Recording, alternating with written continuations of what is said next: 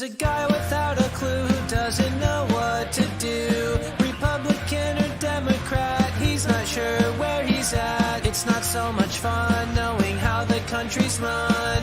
Liberals, conservatives, House of Representatives. Are you right? Are you left? Which way do you lean? Who knows what the hell does that even mean? Welcome to POV America with your host, Brian. Hey guys, good afternoon, good morning, or depending where you are, good evening. I just thought I'd come on here and make sure I got started on time.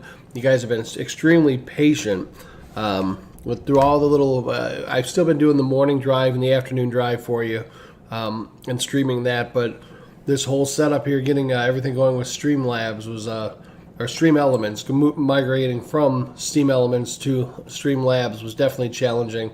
So I'm kind of glad we got all that done. I've still got some little hiccups here and there, but I think we're just going to go ahead and work through them. But I did want to get out there today and kind of there was a lot going on, and as much as I don't want to do a lot of political stuff, but I did think that I did have a question after watching and listening to all the different briefings that they had about Pelosi and everything. I really, truly wanted to find out what I'm missing or what I'm not getting.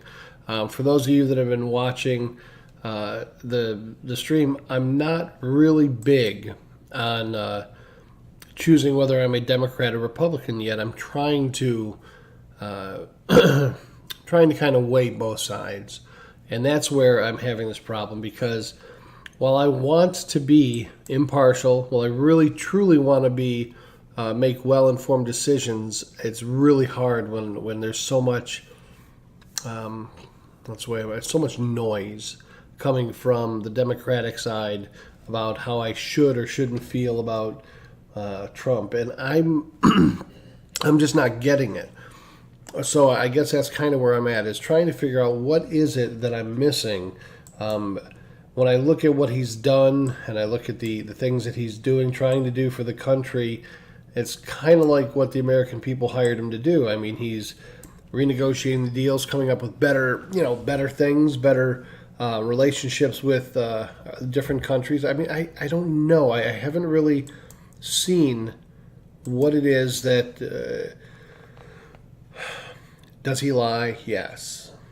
Should we impeach him from that or because of that? I don't think so. I mean, we all lie. Everybody lies. And if you say you don't, you're a liar. I mean, it's just, I don't fault what he does in his personal life as long as it doesn't impact me or the American people, while he's in the office. He has brought more jobs. He has brought more new business to the U.S. He has reduced the unemployment rate. He has reached out and extended an olive branch to North Korea.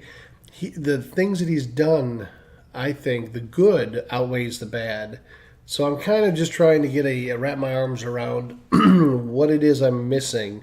I know if you're a celebrity, you have to step up on that soapbox and you've got to beat that soapbox and talk how bad he is. And, he sleeps with porn stars, and which, you know what? I could care less. That's between him and his wife. I don't care what he does. So for me, it's a little bit, it's a little different. Just trying to understand exactly why I should want him impeached or why I shouldn't vote for him in 2020. Because everybody's telling me 2020 is the big election. They're saying this is the election that you have to, decide whether you're a Democrat or a Republican. I don't see that. I don't know if that's the biggest election that I have to worry about, but, they say it is the important one. So I'm looking at it from a standpoint of if I have to cast a vote in 2020 that's going to make a difference, I really do want to inform myself on where I should be standing with the different candidates. And I'll be honest, the whole thing with the Russia collusion, I didn't see it, and I don't really care. What's he doing for my country? What's he doing for my gas prices or whatnot? Those are the things I care about. Not really what he did with anybody else. If it helped him get elected, I could care less. If he's elected and he's doing good for my country, so be it. So I don't know really how I should feel. I mean, I know everybody wants to tell me why he's bad or how I should feel. I don't know. I mean, I really don't see it. So that's kind of where I was at tonight. I wanted to at least get this launched at 7 o'clock so we could, I could pop on and have a little kind of check out everything, see how everything's working. I really do appreciate everyone sticking with me on the rides to work, on the rides home. And you kind of understand a lot of what has been going on in the background. Want to do a live stream and kind of have some fun with it. And it's not going to all be politics. It'll be whatever we want to talk about. But at the same time, I don't want to dismiss things that are important. I mean, this was obviously an important thing with Pelosi getting the votes that she needed. But for those of you that have been kind of with me over the last month, you know that I'm not a political person. I'm just not. I'm not where I for 30 years, I mean, I've done, I basically been working my ass off, raising a family, doing everything else but giving a damn about the politics. And that's not because I didn't want to. It's just because I have never felt there was any candidate, whether it was Hillary, whether it was Trump. I didn't feel that there was really anything out there that I personally could get behind. I'm not a sheep. I don't follow you to the voting booth just because you say I have to vote. I think that's old school thought. I don't think you have to do anything. If there's a candidate and the candidate he doesn't have the same ethics, or she doesn't have the same ethics as you do, if you don't agree about something about that candidate, I don't feel you have to vote for that candidate. Matter of fact, you can abstain and not vote for anyone, and that's what I have done. I mean, I served in the military. I did my Desert Storm thing, and I did everything that I felt would benefit and help my country, but I have never voted. Let me say that again. Since I've been 18 years old, I could have voted. I could have voted in every election and for anything from state, local, federal elections, whatever, but I didn't, and I never have. And that's because one thing that I have found same across the board for almost everything is there's always an ulterior motive. There's always something that's not quite on the, not quite, how can I put it so I don't insult the people out there that are voters? There's something not quite right about a lot of these elections, a lot of these candidates, a lot of these different, things. There's always somebody's palm getting greased, or it's always going to benefit somebody and hurt someone else. But it's kind of like, if you do this for me, I'll do that for you. I don't like that mentality. I don't like that underhandedness about things. So when I see these candidates and it's very easy for me to say, well, wait a minute. Like looking at all the stuff that went on with Hillary Clinton, I was kind of taken back by that. I said, well, wait a minute. So she, I'm not even going to go into Benghazi, which basically cost American lives, and that was 100% her fault. And if there's anybody who can dispute that, go ahead and try and dispute it with all the facts, because all the facts are in, and that was 100% her fault. I'm not gonna sit here and say, oh well, she didn't know this. Yes, she knew 100%, and there's no doubt if she didn't know, then she was incompetent to begin with, and I sure wouldn't have voted for her as my leader. But also, when she's told to turn over documents and she scrubs servers and she does all these other things, that sends a red flag up as well. I mean, why? Why do you feel that was necessary? You were instructed to do something and you didn't do it. And then her foundation, the Clinton Foundation, a way to funnel money back into their bank accounts. I found that kind of funny as well. This is the crap that I look at and I think, okay, well, here are all the bad things that they say about this particular candidate, but for some reason, the Democratic Party ignores it all, like it doesn't exist, or that it's kind of like that scene out of Wizard of Oz where the all-powerful Oz is hiding behind the curtain, and he's like, pay no attention to that man behind the curtain. It's like we'll pretend the American people are not smart enough to know that there's an issue with all this crap on her plate. And if we ignore it, they'll ignore it. So that was kind of the mentality that said, boy, I don't know. I just don't feel that that's a candidate that I could vote for, or that, I don't feel that any of that, there's so many things that didn't feel right. It had nothing to do with, being a pro-Trump person, because to be honest with you, I'm not a pro-Trump person, really. I didn't vote for him either for the reasons that, I said earlier. If you don't have the same ethics, and he's not an ethical person. He's not. I know that. You know that. Everybody knows that. He lies. He literally is grandiose, egotistic, narcissistic, all the cystics that go with it. He's not somebody that I personally would do business with. And, a lot of people say, well, then why would you want him running your country? Well, because he is a businessman. And I'm sure a lot of his business deals were shady business deals. But he came into the country.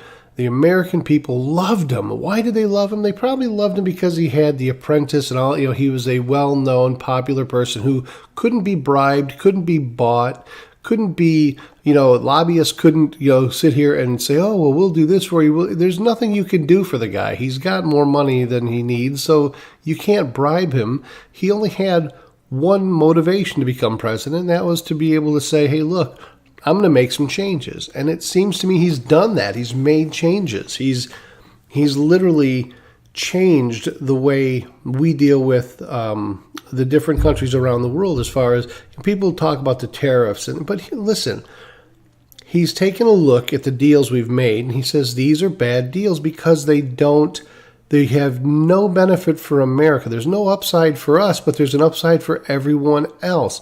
So how is that a good deal for us here in America? He's basically starting to get us out of those type of relationships with other countries and those type of deals that have been done in the past.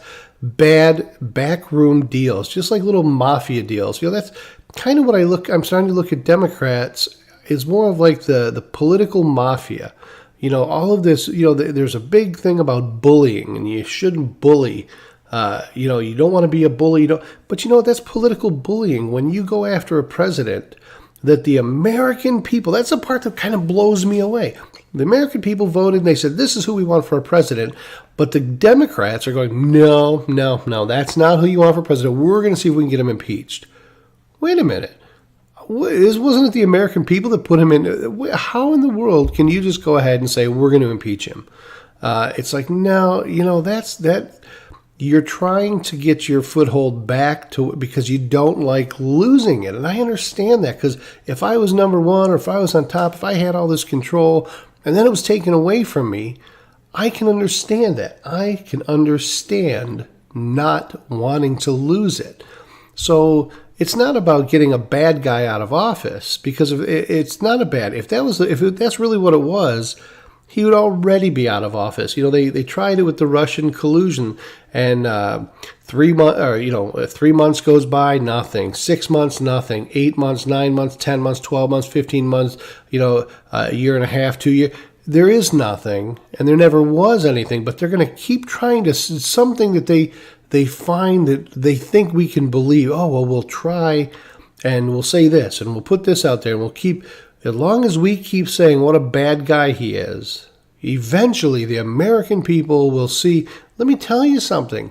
The American people don't care. It's not that we don't know he has faults. It's just the fact is he's the first president that has put the people first. You look at, look at Obama with Obamacare. That's not putting the people first. Everything he said was to get what he needed to get this bill passed, Obamacare to be rolled out there, but it wasn't really helping me. It wasn't helping my family.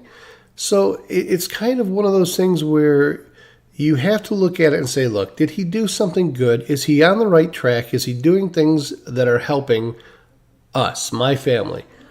I would say yes. Now that could change.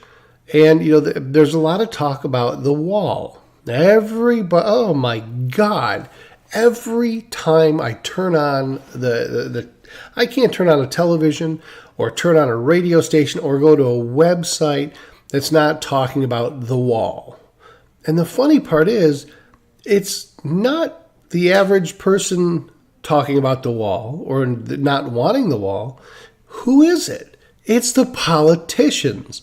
The politicians are the ones doing all the talk about the wall and not wanting the wall and how bad the wall is. And it's the illegals that are saying how bad the wall is. But let me tell you something. This is kind of funny because up here, I sit here and I think people have to have a screw loose that don't want to protect this country. You just had an illegal kill a police officer a few days ago. You've had the what is it, the MI-13 or MI whatever it is, the Hispanics that have come in here that are all illegal and they're all from Mexico that have this big gang that they're put. These are the things that normal people realize are bad. Bringing drugs across the border, bad. Building tunnels where you can drive vehicles through the tunnels to bring in truckloads of drugs for more than a year, almost 2 years before they found it. Bad. You see, those things are bad, but you say, we don't want a wall. We don't want it. They want these open borders where they don't want. Now, let me explain something about the wall in case you geniuses haven't figured it out. The wall is not meant to keep the bad people and the good people and the drugs out. Because and I know, and even the president knows, it's not going to be 100% effective for that. It might only be 70% effective for that. But it's a deterrent more than anything. It's a deterrent because it makes it that much harder to bring that kind of nastiness into our country.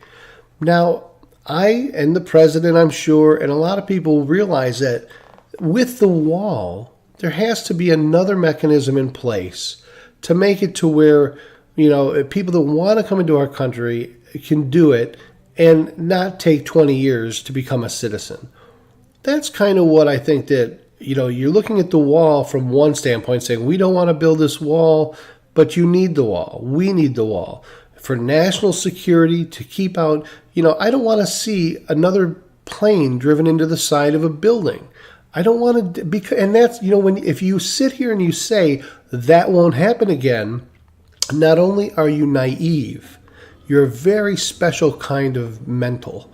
Because if you really think that when you don't have something as a deterrent, such as a wall, when you don't have that wall, all the bad people know you don't have that wall, and all the bad people will come into your country. Not saying they wouldn't get in any other way, but it is a deterrent. It will deflect a lot of the bad things coming into a lot of the bad people, the bad elements coming into our country.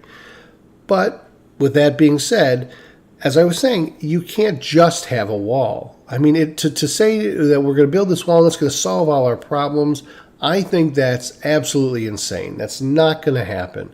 What's going to end up happening is you're going to spend $5 billion, which, by the way, is nothing for a wall. I mean, that's not a lot of money. And I'll be honest with you, compared to what I see flying across Wall Street, the profits that Google and everybody else is making, $5 billion, companies are bought and sold for $100 billion for this company. It's not that much. In the grand scope of things, I don't have it myself. I can't write a check, but it's not a lot. But what I think, for example, if you were to say, here's our wall, this is meant to keep the bad criminal element out, and it's meant to restrict the drugs and keep them out from coming in, but you still want to be a citizen of our country, I'm going to tell you what I'm a huge proponent of. If you are coming up from, let's say, you're coming up from Mexico and you want to be a citizen, I believe that if you were to enlist for 6 years in an American, whether it's the Army, Navy, Air Force, Marines, and you've stepped up and said, I want to be a citizen so bad, I am willing to put my life on the line for your country, go wherever you send me, fight whatever battles you want me to fight, do whatever you want to do for 6 years, I will do that. And in exchange, once I have shown you that I am an intricate part of this country, I want my citizenship. And I think that that should be a great path for anybody that wants to come into this country. If you want to come into the country, you join one of our armed services, you spend 6 years, and then after that 6 years, you and your immediate family, I'm not talking about, your second cousin twice removed, we're talking about your wife and your kids, your immediate family become citizens of this country. I think that that's a great path because it keeps our armed forces strong.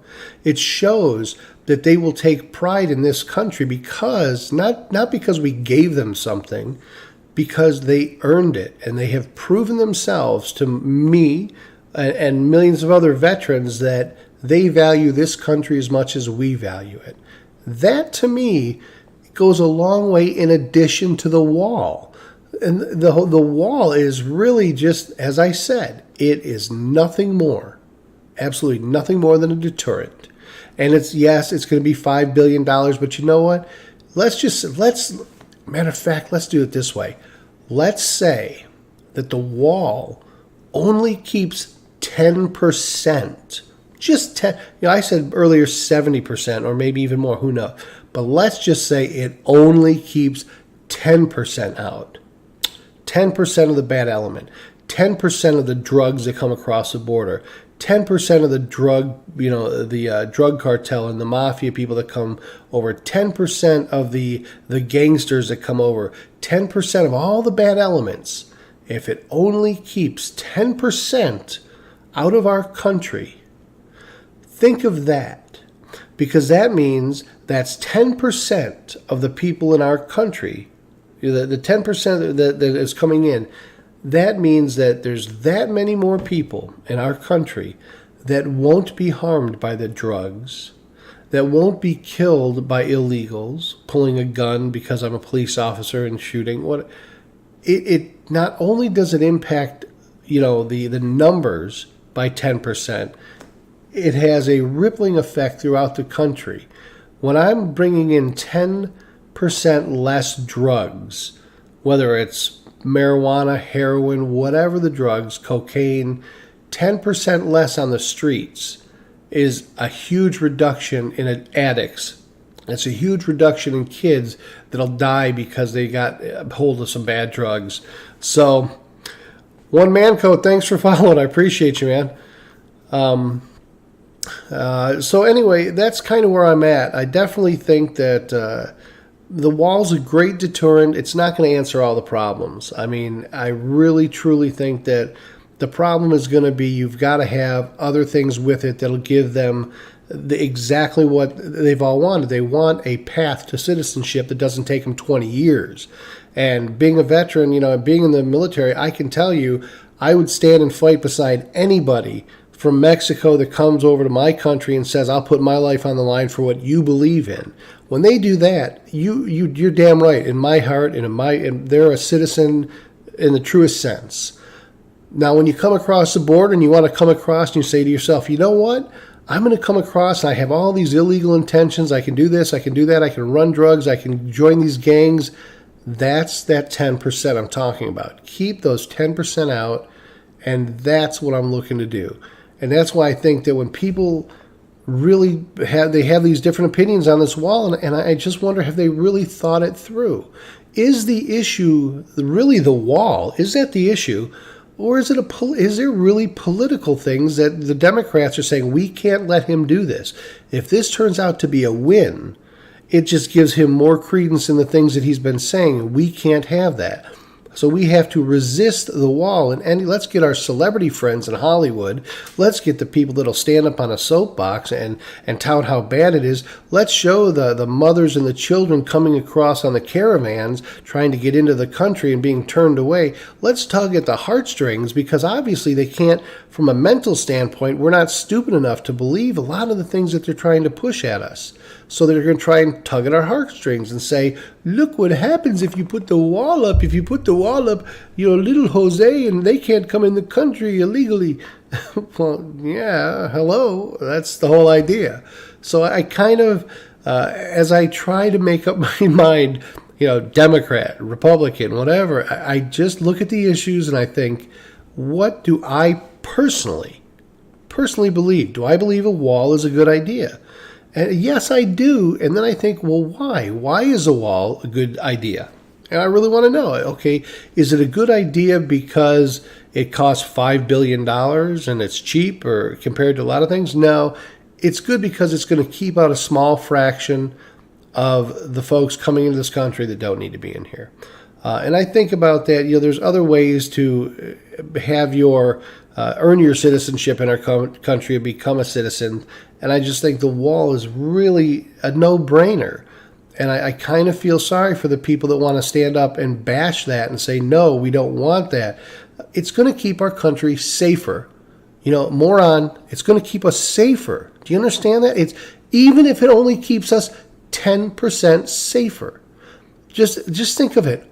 One more plane goes into the side of a skyscraper. One more plane goes in the side of a school, in a schoolhouse. Do you not understand there's fanatics out there that have it in for our country? We don't go to Desert Storm. We don't go to all these places and fight these stupid battles because there's not these fanatics. We go because there are these fanatics, and they want to get into our country however they can. So maybe they come up through Mexico and they're turned away because of our wall. Maybe they can't get in. Maybe we catch them before they get here. That's why we need the wall. For no other reason. We're not trying to, we, on every stretch of the imagination you can think of, we have always embraced those that come over to our country legally. Now, right now, the ones that come illegally, they take advantage of everything that we have. When they come into our country and they say, oh, well, look, we need food stamps, or they actually get all of the benefits that I as a citizen get, even though they're illegal. They can get all the different things and all the different, when our folks that are here legally, that are born and raised here, when they need help, they get it because they've paid into it, Social Security, they've paid their taxes, so they're given certain benefits. Well, when you come over here illegally, you don't pay into anything. You have not contributed to any of that, but yet you're eligible for it all. So I look at things and I think, if you want to come over to my country, and we'll give you a pathway. We'll give you a 6-year enlistment in the armed forces. You show that you can defend this country. You show that you take the pride that we take in it. And I'm going to welcome you with open arms, you and your family, and you're going to be part of us. And you can tell everybody, you can say, look, my country is Mexico, but my home is America. You can do that with pride, and we'll embrace that. But right now, I look at it and I think the states need to make changes too. They've got to stop making all of this readily available. If you come in and you rent a house, they need to be able to say, well, you need your power turned on. Bring your Social Security card and your birth certificate. You want to lease, an apartment. You want to lease a house or whatever. Bring your birth certificate, your Social Security card. Those are the things that we can do that kind of helps to eliminate the folks that want to come in here illegally. They're like, well, look, if we go, we can't even get electricity turned on because we don't have the credentials to do that. If we could do that to where we would just make it a little bit more uncomfortable, it would also stem a lot of the traffic over the border, because they'd realize once they get here, there's no benefits they can get. Their kids can't get free lunches at school. Well, they can now. They can send their kids to our school. Not only can they send them to our school, they get the free lunches. They get all those benefits taxpayers, get. But that goes back to another thing. I was reading on one of the websites that they were talking about. All people don't understand that if they think there's only 100,000 or 200,000, illegals here in our country. Try millions. Okay, not just 100,000 or 500,000. Try millions. And here's what you don't understand. They want you to believe amnesty is not an option. They want you to believe that we are. Can you imagine? I mean, just think. If you're not going to give these people that are already here amnesty and just draw the line in the sand and say, okay, you know what? We have the border wall. We're going to do this. We're going to step up our enforcement of everything. And if you were here on this before this date, you have amnesty, and you can prove you were here before this date. If you're not going to give them amnesty, and you really think You really think you're going to get them back across the border, 1 million people, 2 million people back across the border? Or you're going to get them to register in the country and try and get their citizenship? Special kind of stupid. Not going to happen. You just need to simply say, look, let's take those couple million people and let's turn them into tax-paying citizens and registered voters and have them be part of this country, and just they'll be the ones to get behind you as well. It's, man, every time I get on, I say to myself, I don't want to really get into political conversations. I don't want to do the political stuff. And I sit there and I watch over and over these interviews on CNN, MSN, Fox News. I've been trying to go to where you guys have sent me. You've said, you got to check out this website. You got to check out that website. Don't forget to go to this website. Make sure you read this. Look at The Atlantic. Read The Atlantic. Get a subscription to that. Look. All of these things are great suggestions, and I've been trying to digest them. But as I said, the channel it's kind of like America. What's going on in all of America? What are we going to talk about? I didn't want to. In the beginning, I really did. In the beginning, I kept thinking, yeah, I'd do a political channel. But I realized early on that that's not something I'm comfortable doing because I don't have a great understanding of the political climate in our country. For 30 years, I've raised my kids. I've worked full-time, went to school full-time. I kept my head down, and I grinded until my kids were grown, and they got families of their own, and they're successful. And I never, ever looked up and wondered about, I wonder about the wall, or I wonder what's going on in politics. I trusted, to my own detriment, I trusted that the politicians that were elected for these offices would do what was necessary to run this country and keep it strong and keep the lower middle class and the folks at our level, safe and healthy, and make sure that we had the jobs and all those things that we needed.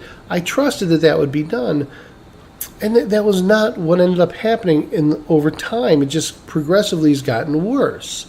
Now, to me, it's like, okay, if I would have woken up earlier and if I would have just opened my eyes and realized what was happening in our country, maybe I could have made a difference. But then I realized that every time there's been an election and I've wanted to vote, I started looking at the candidates and I couldn't vote for them. In good conscience, I just couldn't. I couldn't vote for Trump because he is Trump, and that's really all that needs to be said.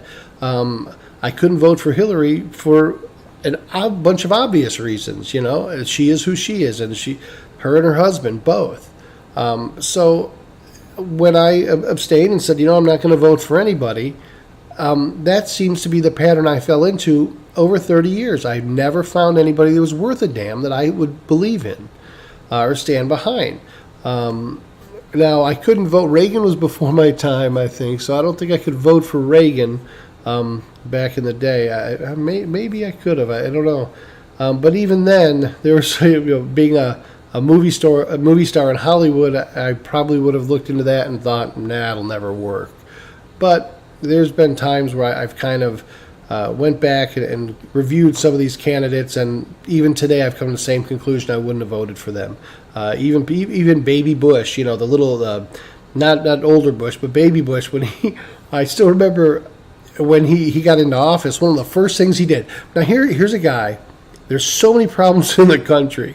He gets in, and I remember, and this is really what I wanted to try. Every time I want to get into politics and start learning a little bit, as soon as I start to learn, I hear something like this, I immediately just shut off and I won't follow it again for the next 5-10 years.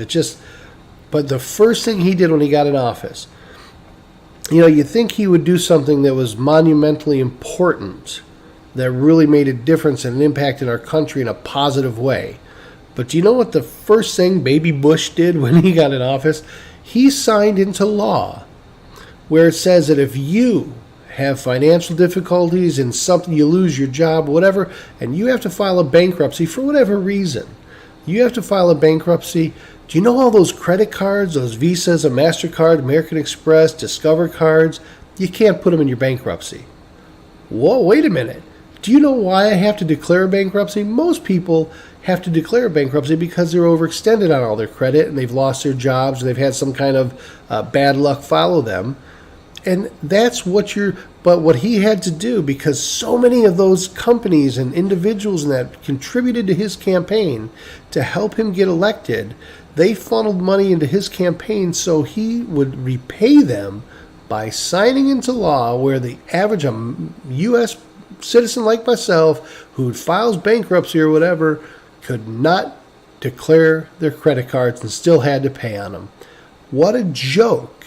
And that's kind of why it's what I've noticed in Washington. It's this quid pro quo. It's like, you do what I need you to do for me, and I'm going to do something for you when it comes to, and that's nothing new. I mean, that's been going on from what my brother says. That's just politics. That's how it's been going on forever. Do I think that's right? No. I think if you're going to pass a law, it should be passed on its merits. Don't try and tack on a bunch of crap to get the votes necessary. You should be able to say, we're only going to push this line, we're only going to put this in the law because it truly has merit. You know, I was reading once a while back, one of the only things that really went through once upon a time that was really, truly unchallenged by Democrats or Republicans. It just like went right through, everybody signed off on it, vote, yeah, it was that, it was the, what is it called? The Amber Alert system, you know, that they rolled out. That apparently after that little girl was kidnapped and raped or whatever, they pushed that through and put in place this Amber Alert system, and I thought, well, you know, if you can do it for something like that, which had, you know, absolutely 100% of the people behind it, why can't you do that for everything that makes sense? That's a good idea like that. Why does everything have to be this tit for tat? You give to me, I give to you. I don't get it. I mean, I've watched, you know, television on and off, and I think for the 30 years, this is why I didn't get into politics. I didn't follow it. I just wanted to focus on, you know, making sure my kids weren't exposed to all those drugs that were brought across the border. I wanted to keep them out of the fire for people with drugs. I wanted to keep them out of the gang members that, you know, all those things that today people are saying we don't need protection from are exactly the things you need protection from. And if you don't realize it, I'm here to tell you, you're, you know, probably heavily medicated. I mean, I don't know how else to put it. The things that you don't understand. Now, when you're a celebrity star in Hollywood making millions of dollars and you got your little gated home and your little gated community, and you probably don't worry too much about, you know, let's say leaving home, did I lock the door? You know, you don't understand that your world is not the real world. You live in fantasy land. You know, you have more money and you have all these things that it skews your perspective. I really believe that. The more money you have, I think a lot of times the more your perspective is skewed and you don't understand what it's like for somebody out there making $20, $30, $40, $50, even $50,000 a year. They don't want their kids exposed to drugs at any level. And it seems to be, you would think if you're in Hollywood, because so many people in Hollywood have been exposed to drugs. You look at, what was his name, Philip Seymour Hoffman, a heroin addict who died a heroin addict. And no, I mean, nobody ever knew. Nobody even knew this guy was on drugs.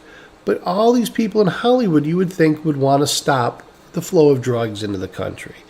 You know, the protections that the American people need are not, they're not like, we're not asking you to protect us from asteroids coming through. We're asking from the basic protections of life. Make sure that our kids are not pulled into these gangs.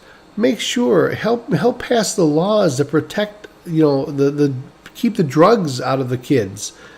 The things that we need from the government, the help that we need from the government, doesn't need to be a battle between Democrats and Republicans. What's good for one is good for the other. When you say, look, you know, we're going to legalize marijuana, okay. Now, this is going to be a topic here.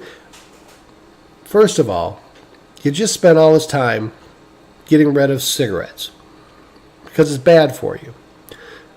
The smoke in the lungs is smoke in the lungs. It doesn't matter whether it's a cigarette or a joint. It doesn't matter. But here's my take on marijuana.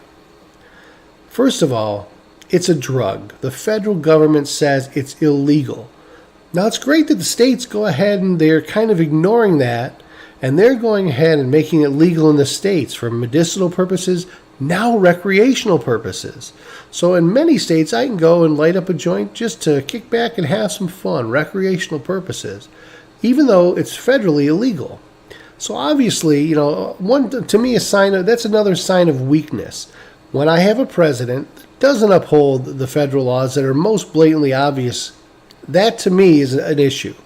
As the American citizen, when I look and I say, wait a minute, the federal government says this shit's illegal, but you're going to go ahead and let everybody toke it up anyway and smoke it up, I have a problem with that. With that being said, I don't have a problem with marijuana.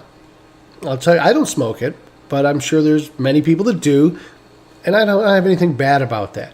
But what I can tell you is I do truly believe that if I want to go light up a joint and smoke, I'd rather do that than see somebody out on the road after having 6 beers.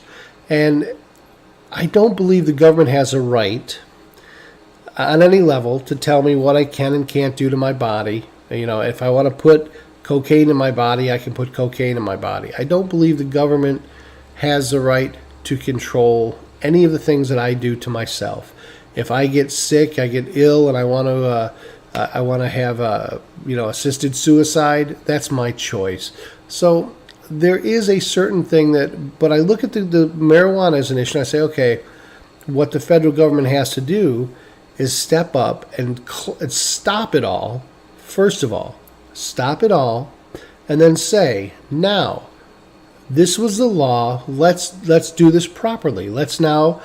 We'll go ahead and we'll have a new law that says it is legal to do it, even if it's just to say everybody for the next 48 hours until this gets signed into law, no more marijuana will be sold or whatever, just to make it an example of how this country can realize that good laws can be passed as well. There's many people that have chronic illness where marijuana helps them. Whether it's with nausea, whether it's just getting through the day, it helps them. So I kind of see it as a harmless, kind of like alcohol. It's a harmless vice if used in moderation.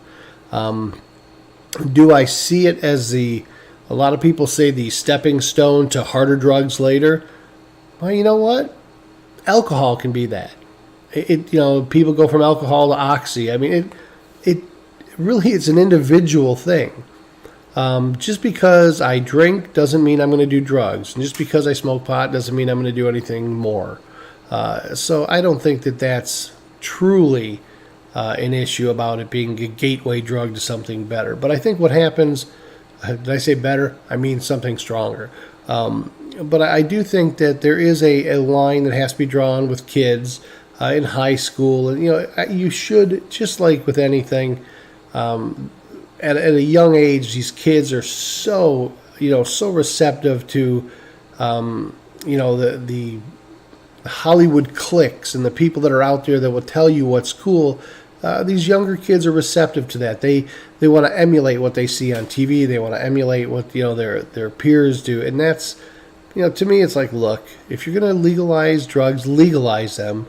Let the states go ahead, because number one, let's face it, and I know it's a moneymaker. It's bank. I mean, he already went and he legalized hemp production. So.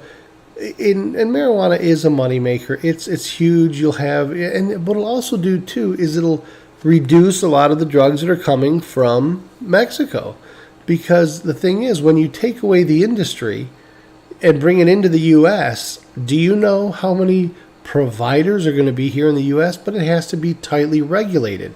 If you've got illegals coming in and cultivating huge farms, if they can get their crop into the channels to where it's distribution, that's not going to work. What has to work is you have to have registered, and just like with cigarettes, it has to be regulated just like cigarettes were.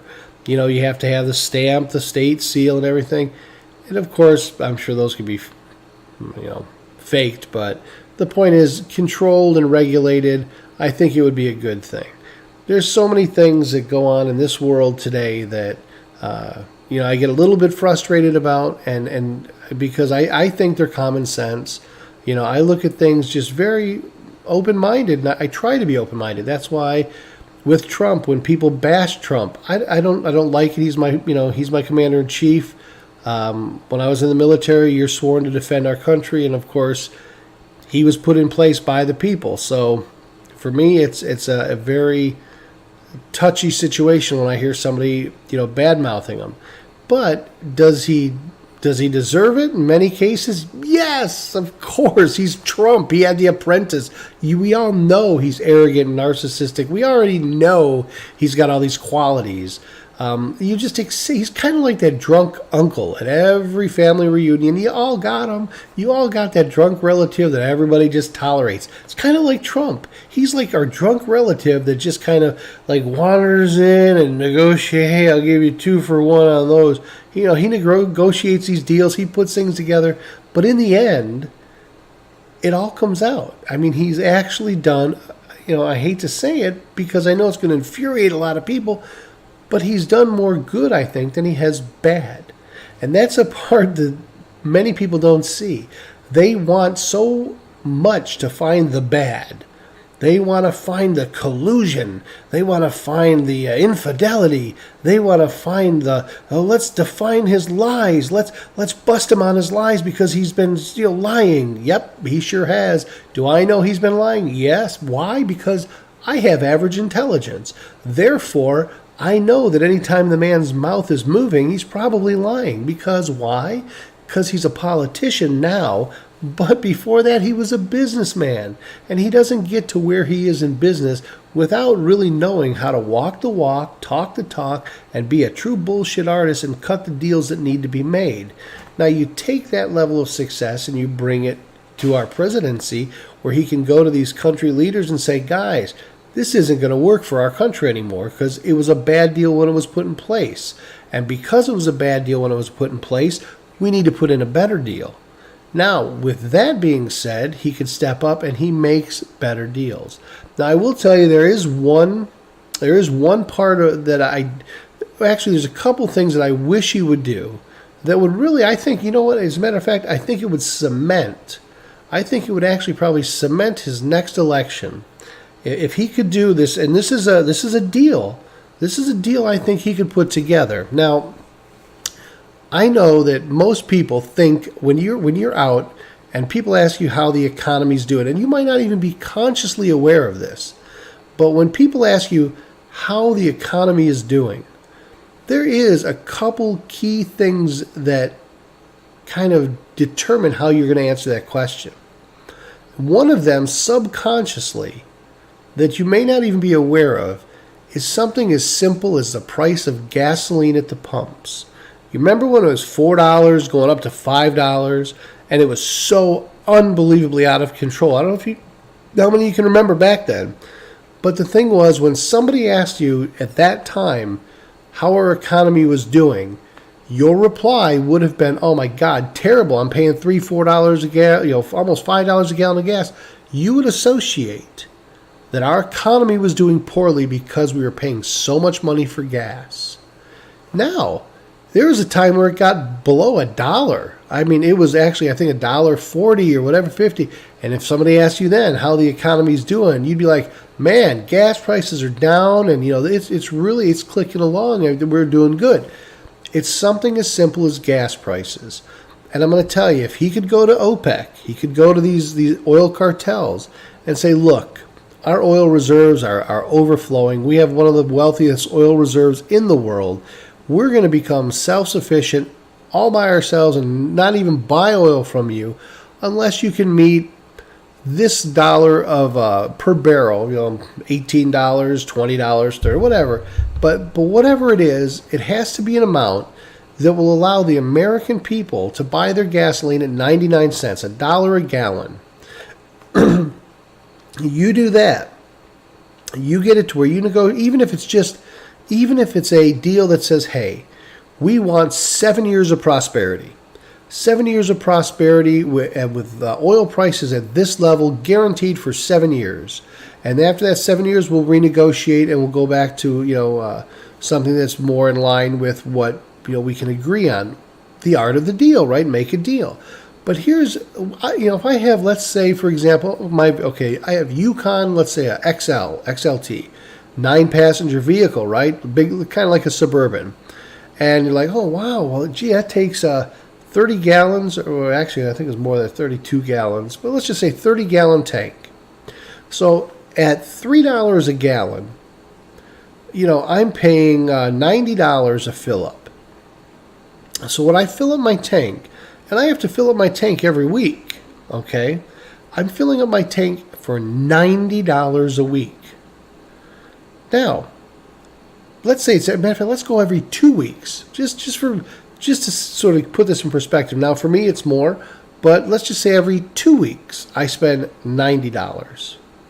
That's $180 every month. I spend just on gas to get me to work and home, so I can earn money to put in that gas tank. So $180 a month in gas. Now, if gas goes down to $1 a gallon, and I'm now spending only $60 a month to fill up my tank, I fill up once every 2 weeks. That's 30 gallons, and another 2 weeks. So that's 60 gallons total, for a total of $60. Now, I've just went from $180 down to $60. So that gives me another $120 every single month. It's like getting a raise, okay? That gives me $160 every month. Did I say 160? No. $120, I'm sorry.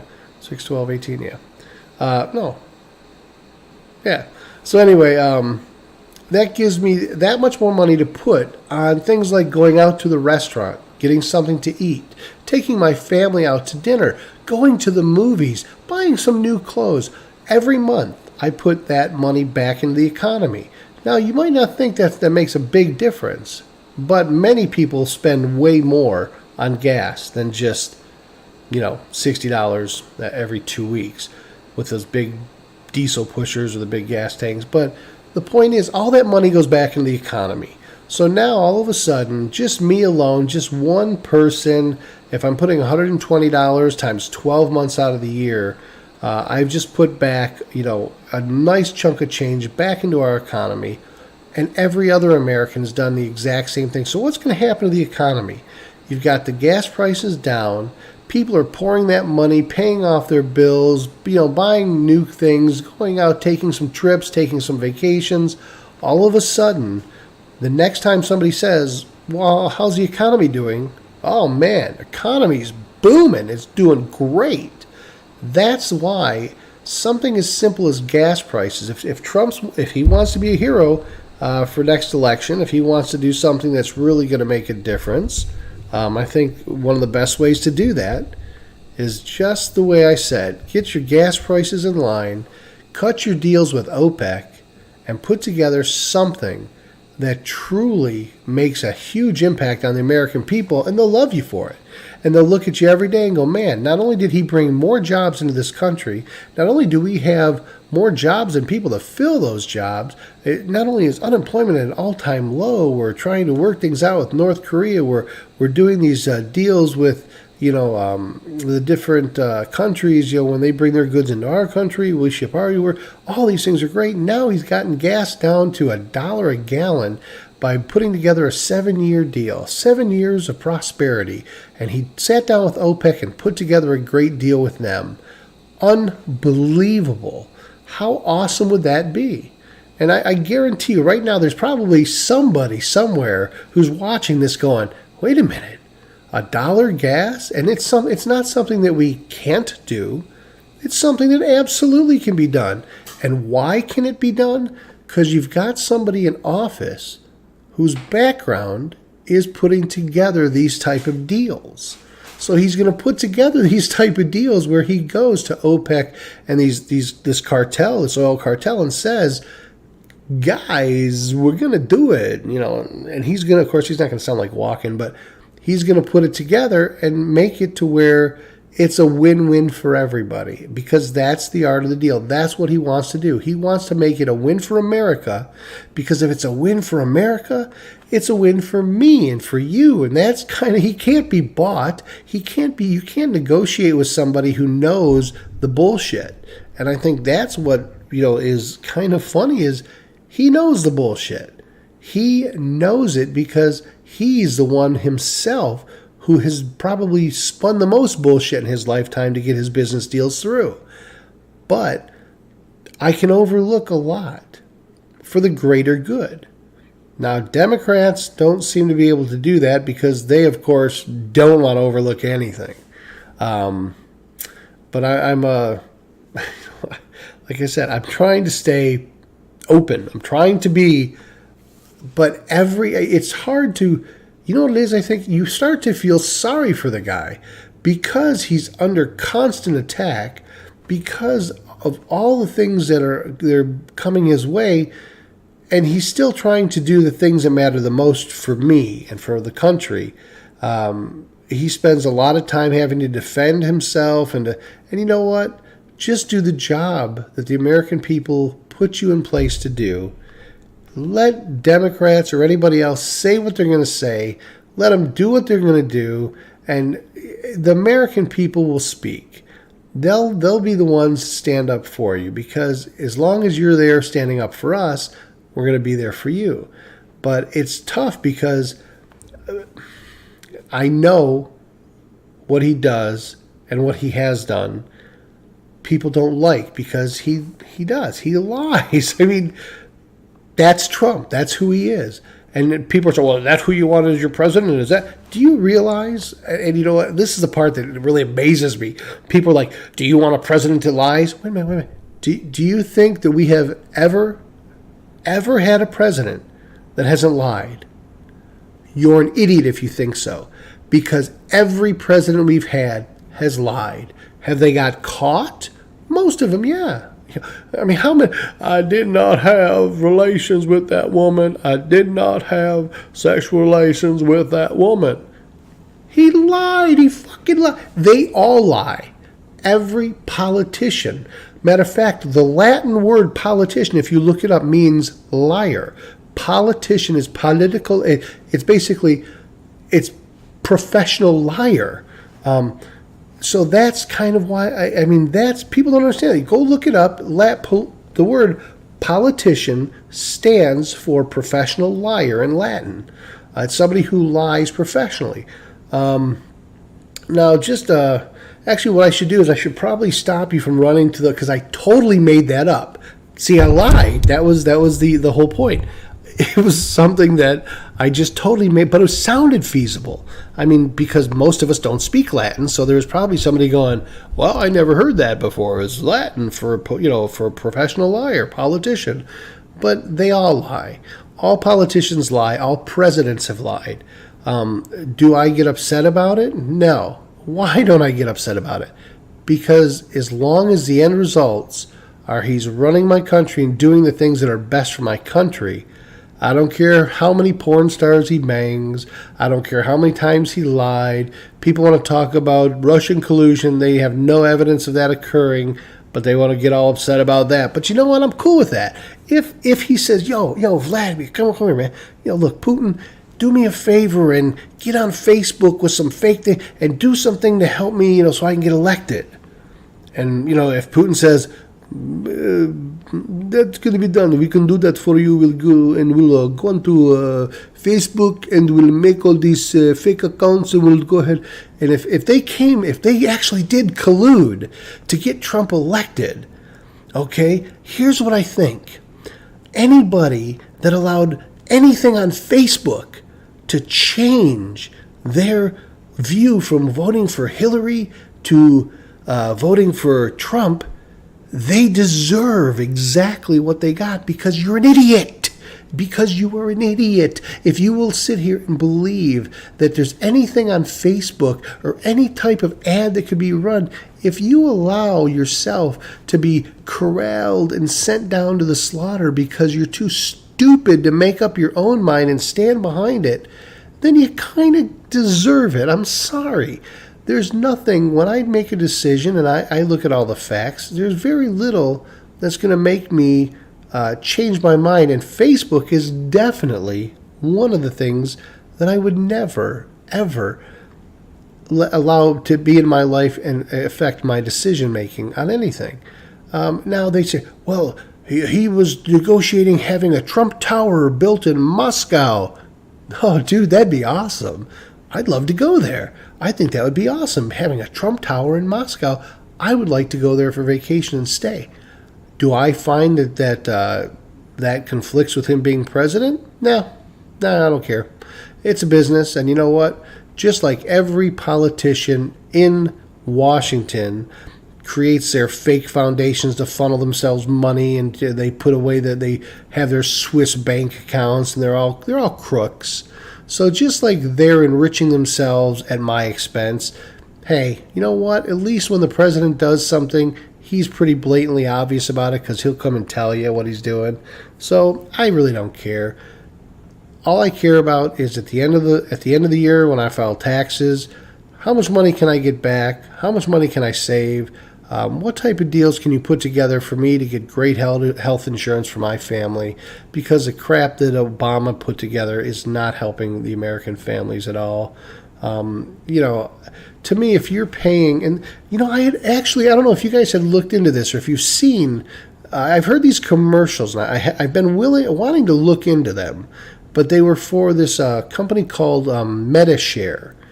And I was but it was a Christian-based I think it's a Christian-based medical plan company that they do insurance, but they shared everybody that's in these policies, their premiums that they pay, even though they may not be sick while they're making their premiums are used to help pay off the bills of others. And it sounded really interesting, other than the fact that it was a Christian type of insurance company, I guess. And we're not going to do a religious topic today, maybe tomorrow or something, but I don't want to get into religion today. But there are better ways to do what we're doing. There are better ways to hold the doctors and accountable. There's better ways to hold these insurance companies accountable. So I'm kind of as I sit here and I watch. Let me see it's on my screen. I really truly want to learn more about not just Donald Trump and all the bad things he's done. I'd like to know some of the thoughts of others. I mean, why? What are the thoughts that, people are so pro-Hillary or so against Trump? I mean, is it because of really what they've read in the media, what people have told them? Is it based on fact, or do results not matter? I mean, because I talk about people that go against my my ethics and what I believe in. I want to maintain my integrity. So maybe I sit here and I think, okay, well, maybe that statement in itself makes me a hypocrite because I don't have a problem with Trump. He hasn't made me angry enough, if you will, to where I feel that anything he has said or done is unjustifiable. I mean, so maybe I'm a little bit of a hypocrite because I wouldn't vote for him, because I think that he's a scumbag or a dirtbag or whatever. So I wouldn't vote for him. But I'm okay with the American people that put him in office. I'm okay with him being in office and being my president. I'll stand behind him, even though I didn't put him there. I'll stand behind him because he was put in place by the American people as a whole. So that could be hypocritical, I guess. But I do believe he's done more good than bad. So I don't know. It's really kind of interesting.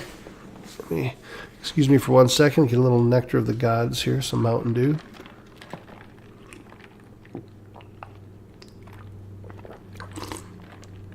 I see on my mug. I see the black, fuzzy. That's the chroma key behind me. The chroma key actually, You have to tweak it just right. But as I said, I'm working out all the bugs on this thing, so kind of getting used to it and seeing what's going to work, what's not going to work as far as overlays.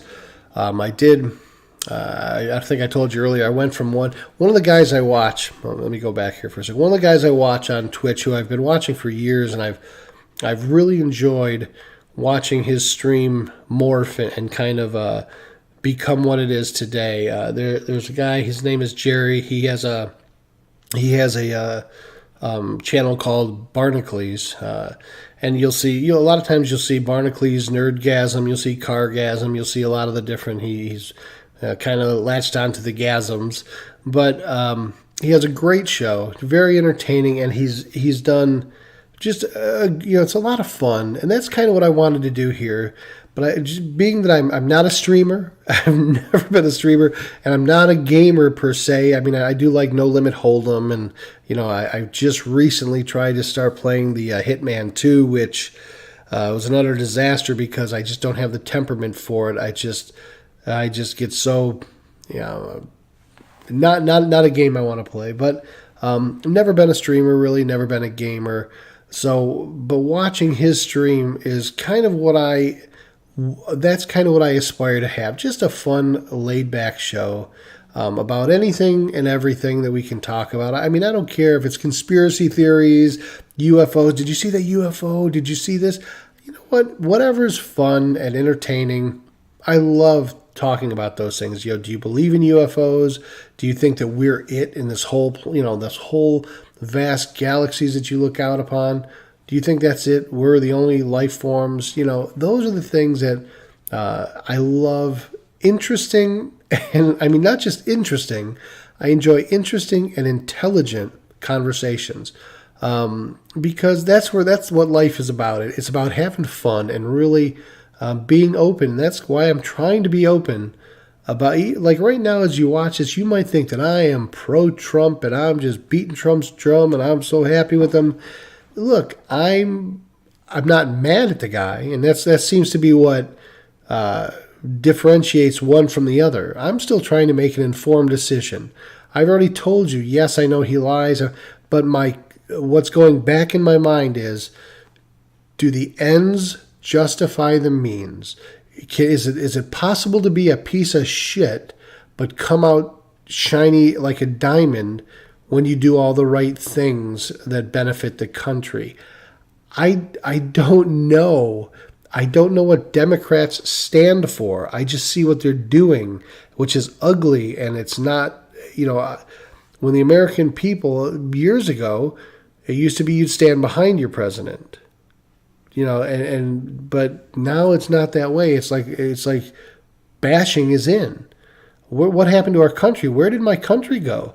This is not the country I grew up in. When I grew up and I went to a game, a sporting event or a ball game, football game, baseball game, when I went somewhere with my dad and they played the national anthem, he would have a tear coming down his eye because of how much that the anthem meant to him.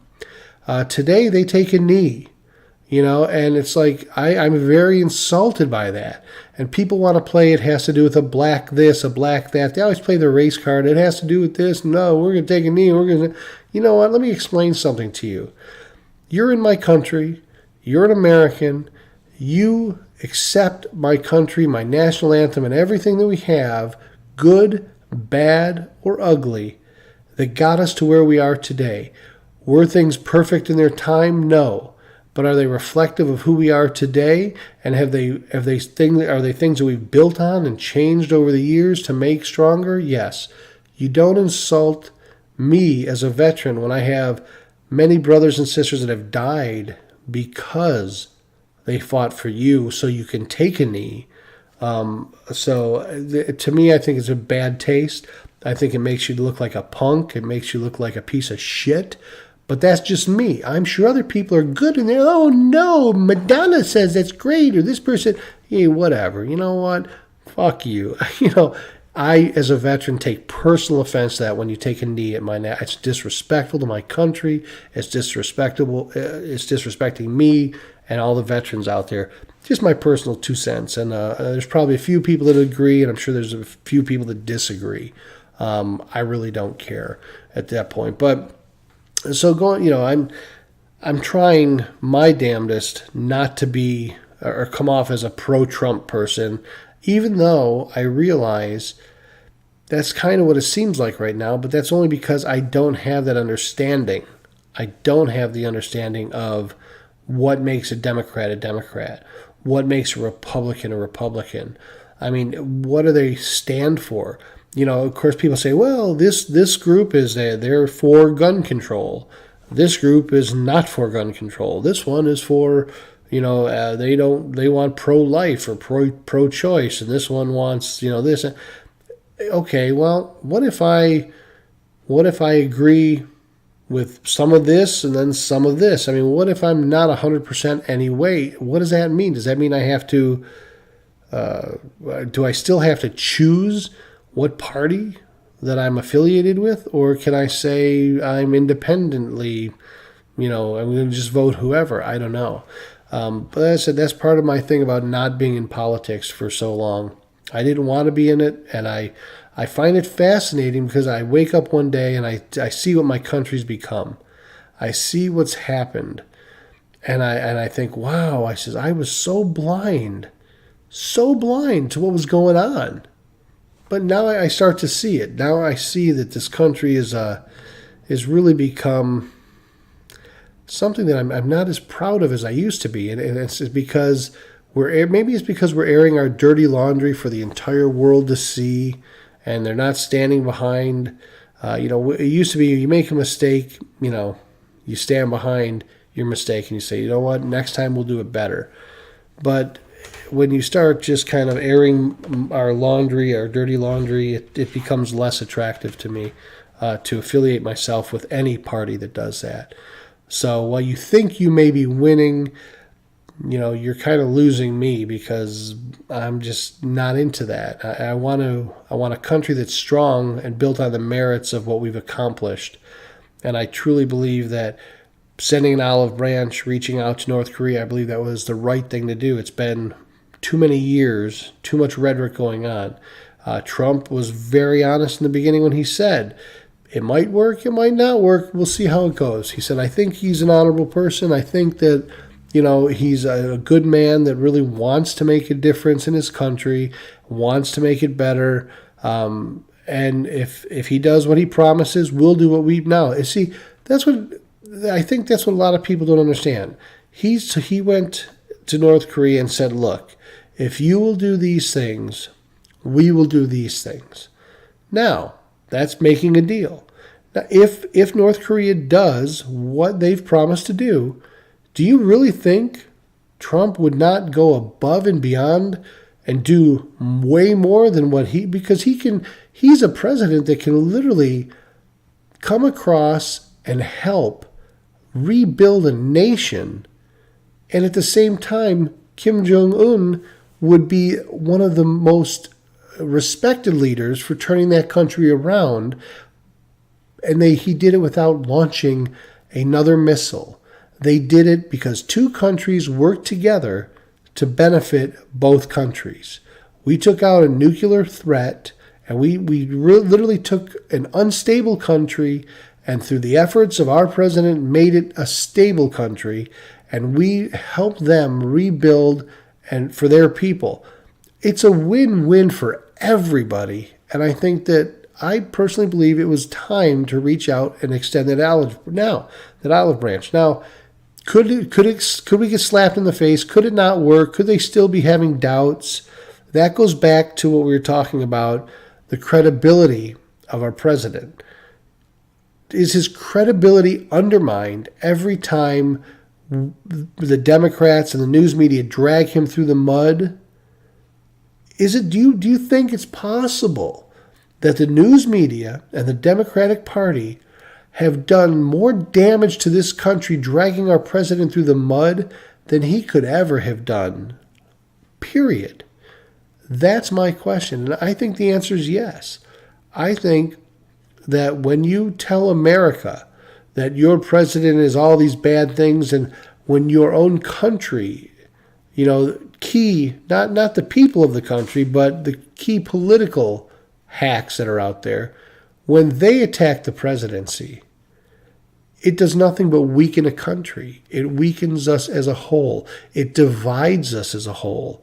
And that's exactly what they want. They want that because they want to get their foot back into the seats of power where they can be manipulative and where they don't have to do and make the things happen quickly. They can make a career out of being in politics because there are people that have been in politics forever, way longer than they should have. There's Levins. When I was growing up in Michigan, there was Sandy and Carl Levin. We actually went to one of their house in Bloomfield Hills, I think it was. Of course, multi-million-dollar house. And they were having a party, a get-together. But the thing is, they have been instrumental in making a career out of politics. Now, if you said, look, these jobs are only 6 years max, there's limits on how long you can be in those positions, you want to be a congressman or a senator or whatever, 6 years is what you got, pay maxes out at $60,000 a year, you get all your benefits and everything, and after 6 years, that's it, it's time for you to go on into the private sector or whatever. Do you know how many people you'd have? None. You'd have a handful of people that would come out of law school or whatever and might do it for 6 years. But all those people that are there right now have made a career out of milking this country under the guise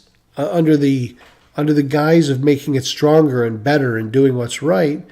They haven't. They have literally taken the payoffs, taken the bribes, taken the and they've made their career out of hurting this country covertly. They have, through self-enrichment, every single person I feel in Washington has hurt this country to better themselves and their families.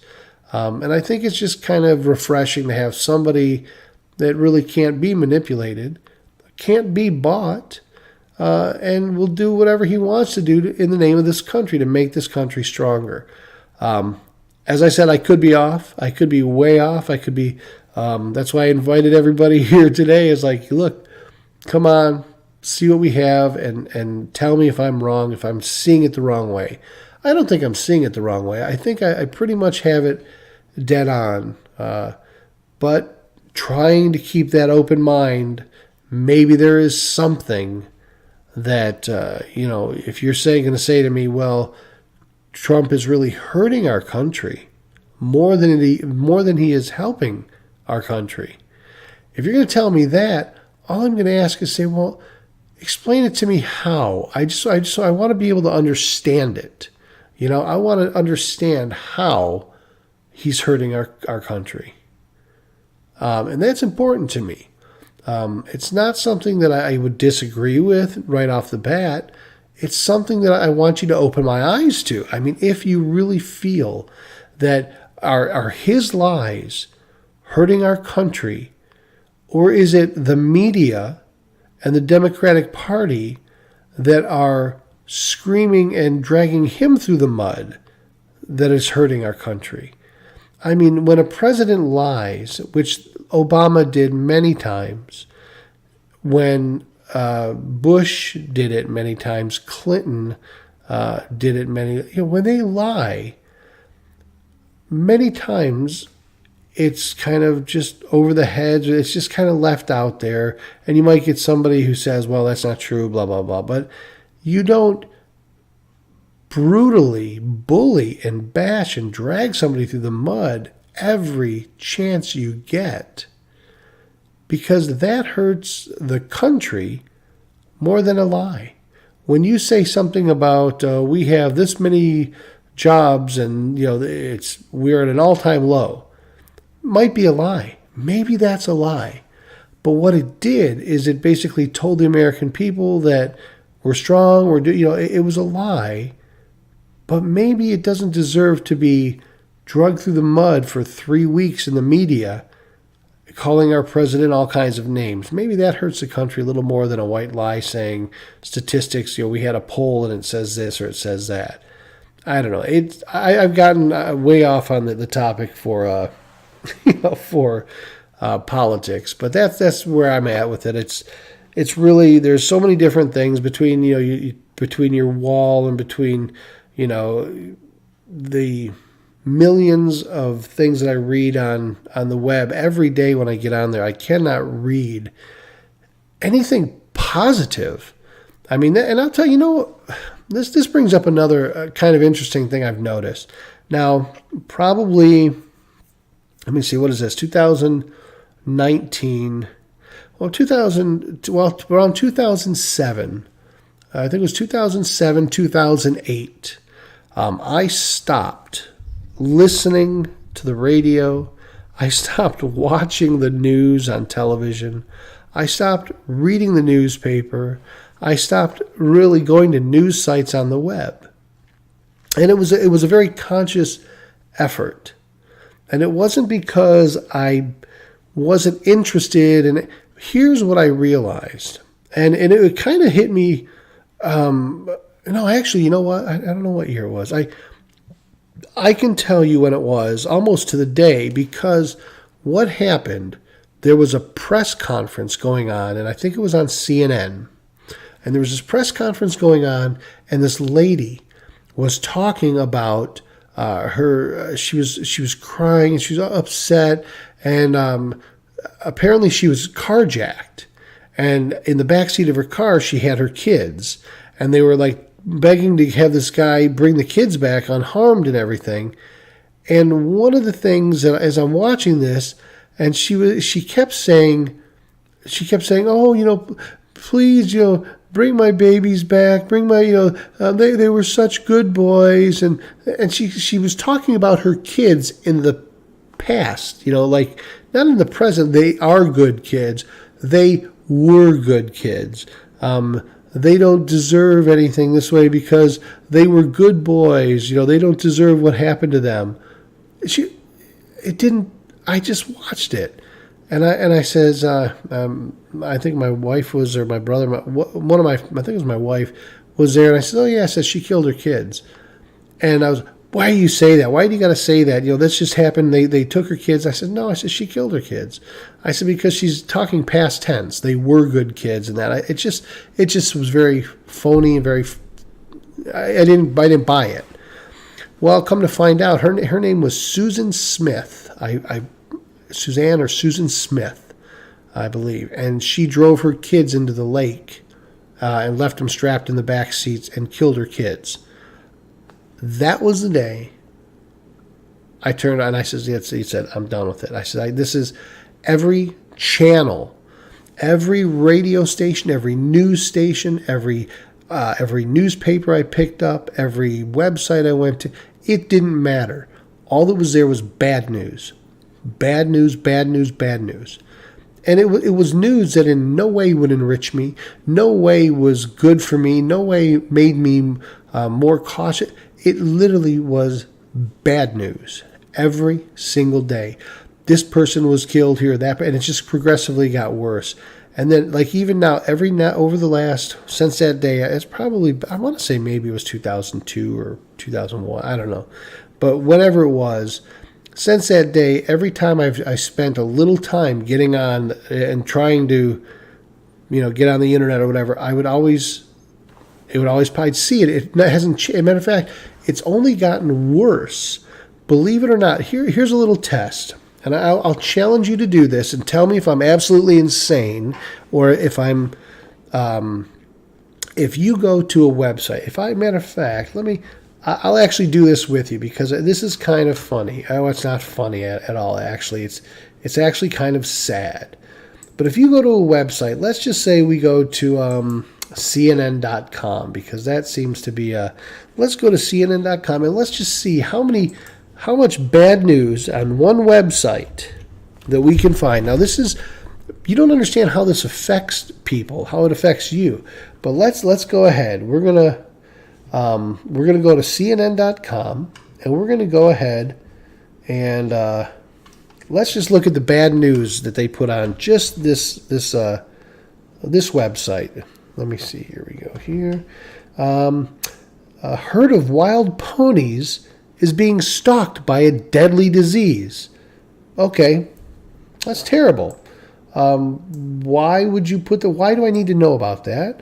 But whatever, that's fine. A tossed letter and an angry interruption signs a shutdown deal is near. Okay, we have to have angry interruptions, blah, blah, blah. Why do we have to hear about that? Why is that El Chapo Guzman trial? They describe a corruption budget, a link between social media and depression. Now we get down here to where people are 6 people killed in Florida interstate crash. Herb Kellner, this person died. And I look, it's nothing but bad news, bad news, bad news. This person, what does that have to do with? See, this is what I'm looking, trying to think, how will these things benefit me? None of this information is good information. It's all depressing as hell. Oh my God. I can't even, that's why I hate even reading this stuff, because it's absolutely terrible. Let me go to, maybe I can find some federal worker, I worry about food. Kim's letter flattens Trump. This is all the bashing, the Trump bashing that's going on here too. So let's try something. Let's try a different site. Let's try MSN as you. Maybe they're more upbeat. Maybe there's not as many bad news. Let me see. Dow plunges. Oh God, Dow plunges. There's more. Forget El Nino. Worse weather is coming to the West Coast. That's great. We really need to know that. Let me see. Maybe there's some better. This person dies. I have no idea. Suspect in girl's homicide. Shut down flight. Police ID. A woman sought in salon owner's death. Yeah, man. This is what I'm talking about. I can't. You turn on these radio stations. You go on. You expose yourself to all of this bad news, and I'm not talking about putting myself in a. I'm not talking about putting myself in a bubble and not looking at news in general. It's just selectively. I got tired of sitting there and looking at what. Bad news, bad news, bad news, bad news, all the time, every day. It was absolutely so infuriating, because even recently when I would I said, okay, I'll go on, I'm going to go ahead and read and see what's happening in the world. And I hear about a guy that goes into a bar and shoots up and kills all these people. Then next week it's somebody that goes into a school and shoots up all these people. Now look, as tragic as those events are, as tragic as they are, I don't need to know about them. They didn't impact me here. They didn't happen in my community. I'm not saying that I don't feel for the communities but I don't believe that should be national news. I believe that you should be able to, if people want, as a matter of fact, they should just have a bad news channel. I think it should be one channel that's totally just 100% devoted to nothing but the bad news. And I think that, badnews.com, and it should be every murder, every mass suicide, every nasty, everything negative. One site everybody can go to that wants their daily fix of that. Because a lot of people, they thrive on it. They want to know, because it makes them for some kind of satisfaction knowing that this happened and this happened. So you know what? I'm looking at it from the standpoint of I don't care. I don't want to sit here and I don't want to hear your bad news. I got enough shit going on in my life. Do you think I want to think about what this mother did to her children, what this father did to his children? Do you really think that that's going to in some way positively impact my life and make me feel better about myself, my situation, or anything? No, it's not. And what it does is it brings you down. Each time it brings you down. It brings you down. It brings you down. It brings you a little lower because you realize how freaking crazy people are and how absolutely cruel this world can be. And that's not something I want to expose my life to. Personally, I mean, hey, if you're into that, God, more power to you. That's great. You think I'm just putting my head in the sand? If you can tell me something good that I get out of it, if you can tell me what positive message or anything positive that can come, if you come to me and say, this person went in and killed 23 people in a theater, or this person went in and did this, or this, if you can tell me, what is it that I get out of that?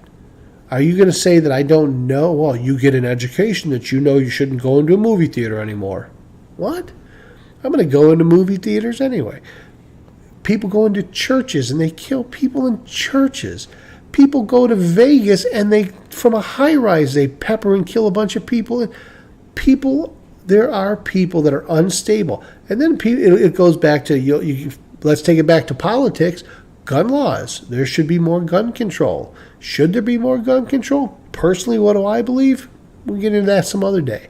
But I'm going to tell you, there is so much craziness in the world. I don't need to see it everywhere I turn. I don't need to go to CNN, MSN, Fox News, this channel, that channel, this channel, Channel 7, Channel 2, Channel 4, cable news. I don't need to see it on every website I visit, every magazine, every newspaper I open. I don't need to see it there because all it does is take you down, take you down, take you down. And what it does also, which is, now this is a manipulation tactic, I believe, of our government. If you are fed, consistently fed, through news media's outlets and everything, what they have perceived as news now, this is what news is. It's sensationalizing tragic events. This is what has become news. Okay, so what we know is if we can encourage the media to feed bad news to people on every channel that they go to, everywhere they look, bad news, what effect does that have on the masses? Well, let me tell you, it doesn't make everybody feel better. It doesn't make everybody feel warm and fuzzy and safe. It makes us afraid. It makes us fearful. It makes us think that things are unstable in our own country. And this element of fear is what a lot of political parties thrive on. They want you to feel unsafe. They want to tell you that the boogeyman is out there and you should be afraid because these crazy nutbags that have always, think about it before there was internet, before there was national news. Think of how many of these incidents occurred. I got news for you. They happened everywhere just like they do today. The only difference is back there we didn't hear about it. We didn't hear about it every 10 times from every channel we turned on. It wasn't. Think back when Kennedy got shot. When Kennedy got shot, that was the one time that it reverberated across the country because of that event. But now think of it from the standpoint of something that's smaller.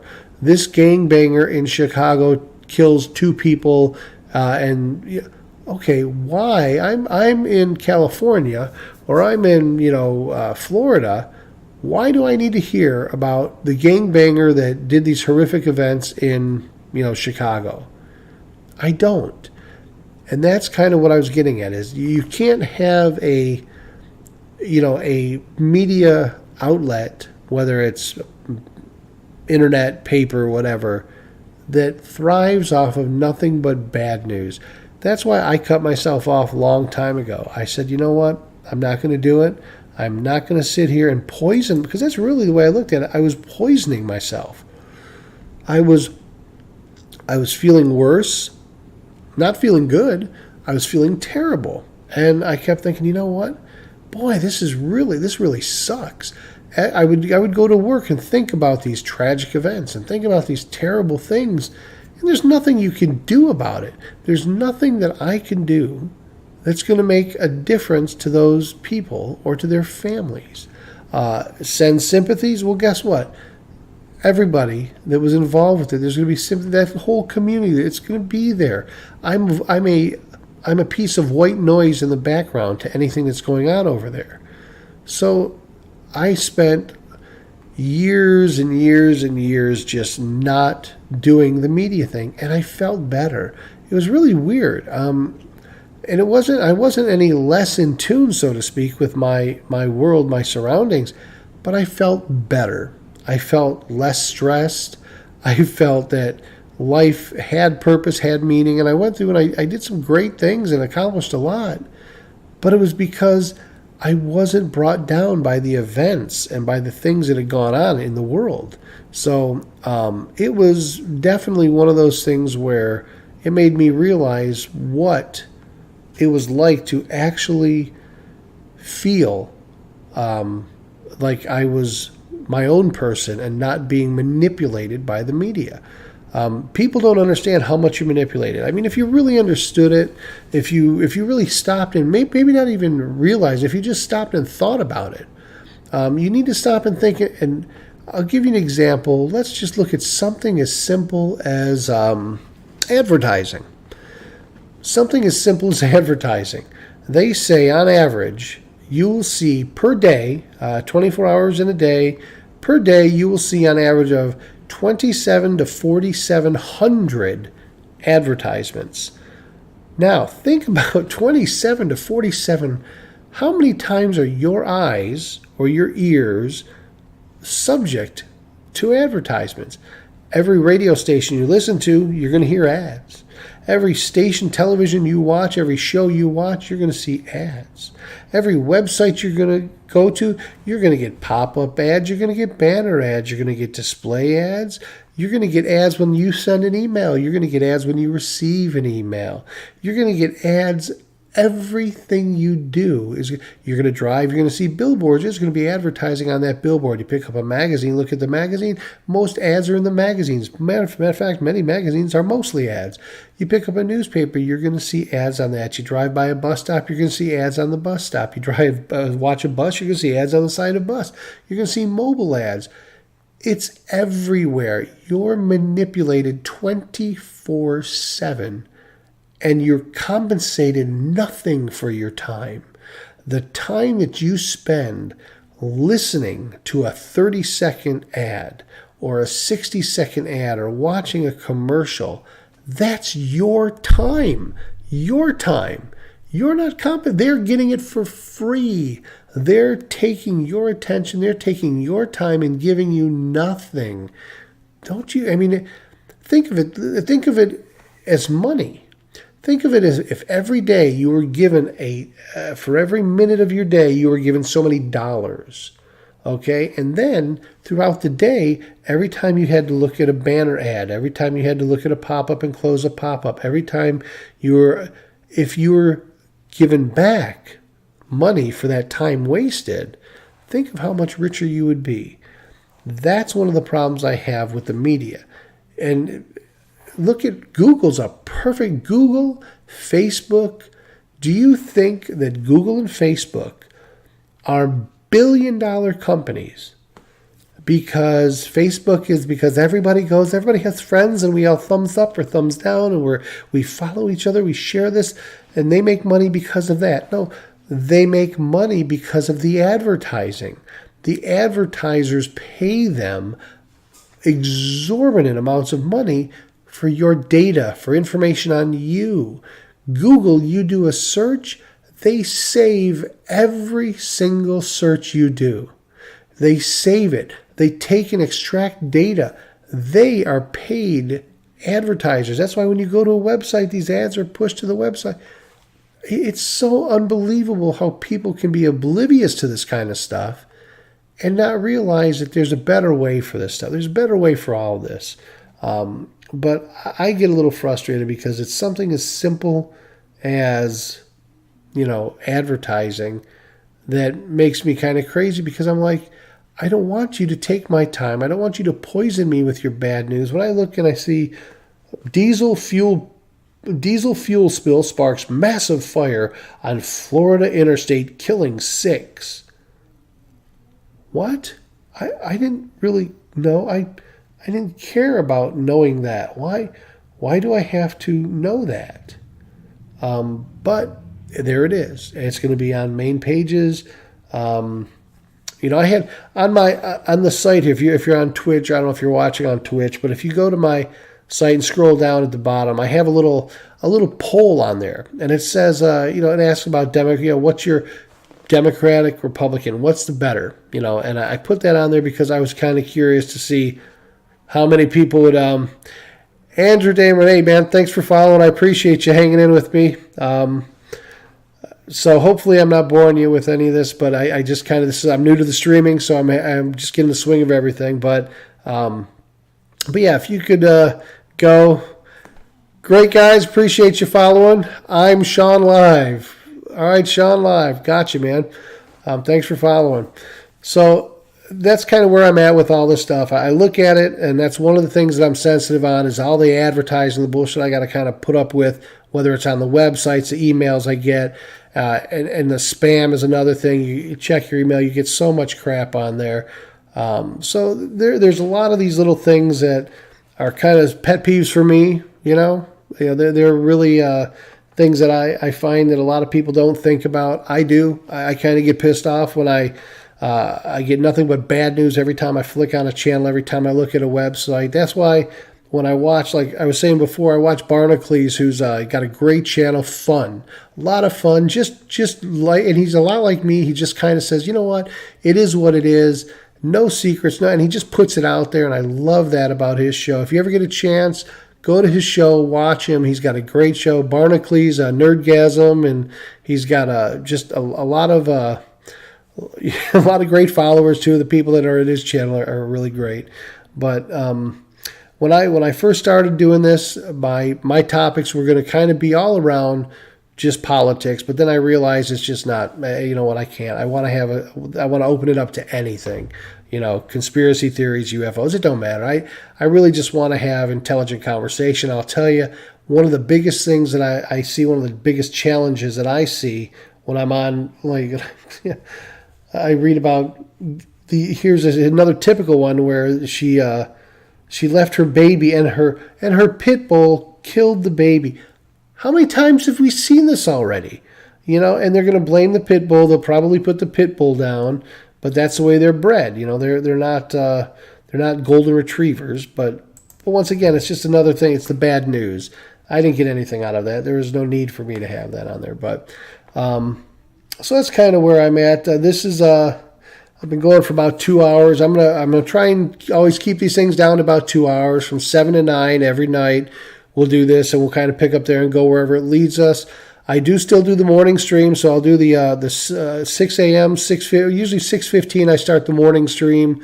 I'll do that for an hour I call it the morning drive. So as I go into work, we're gonna go ahead and I'll continue doing the morning drive, and we'll talk about whatever.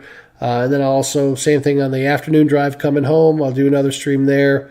And then Monday through Friday, I'll do the 7 to 9 or 7 to 8, whatever we do. As people tune in and as we get more participation, I'm hoping to build this into a really fun, show that we can have a lot of fun on. And as I said, if you get a chance, take a look at Barnacles and you'll know what I aspire to be. I think he's a fun show. But I appreciate everybody coming in today. One man co, Andrew Dameron, and then I'm Sean Live. I appreciate you guys for following me, and thanks for the follows. I will be here again tomorrow. I'm going to go ahead and end it for tonight and try and wind things down and come up with some other topics tomorrow. If you have some suggestions, fire them at me, man. I'm glad to hear your suggestions. We'll kick it around and have some fun with whatever we decide to. Hopefully, I don't know. I'm not sure. Let me see. I'm not going to respond to that. So anyway, hopefully you'll come back tomorrow, 7 o'clock. I'll see you guys back. And thanks for watching. Thanks for staying with me tonight. It's been a great time, and we've touched on a lot of different topics. Maybe tomorrow we'll do something fun like religion. Who knows? Don't want to get too deep into stuff, but let me have a little nectar of gods, my Mountain Dew, for those of you who our Mountain Dew fans, you'll see why. Oh, gotta love it. Anyway, guys, thanks for tuning in tonight, and I will look forward to seeing you tomorrow if you shoot back, and we'll have some more fun. Thanks. Have a great night.